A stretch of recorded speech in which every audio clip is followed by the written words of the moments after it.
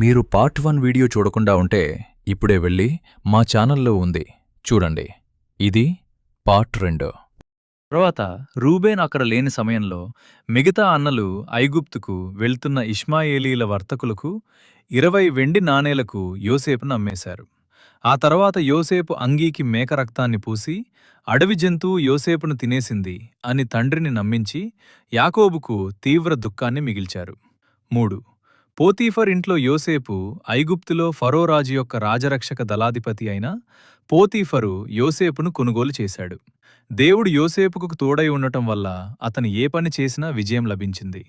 అది చూసి పోతీఫరు తన ఇంటికి ఆస్తికి యోసేపును అధికారిగా చేశాడు. అయితే పోతీఫరు భార్య యోసేపు అందాన్ని చూసి మోహించి తప్పు చేయమని ఒత్తిడి తెచ్చింది. కాని యోసేపు దేవునికి తన యజమానికి నమ్మకంగా ఉంటూ నేను ఇంత ఘోరమైన పాపం చేసి దేవునికి విరోధముగా ఎలా నేరం చేయగలను అని నిరాకరించి అక్కడ నుండి పారిపోయాడు. దీనితో కోపగించుకున్న ఆమె యోసేపు తనపై అత్యాచారానికి ప్రయత్నించాడని అబద్ధపు సాక్ష్యం చెప్పింది. ఫలితంగా యోసేపు జైలు పాలయ్యాడు. 4. జైలు జీవితం, కలల భావం చెప్పడం. జైల్లో కూడా దేవుడు యోసేపును విడిచిపెట్టలేదు. జైలు అధికారికి యోసేపుపై దయ కలిగి ఖైదీలందర్నీ చూసుకునే బాధ్యతను అతనికే అప్పగించాడు.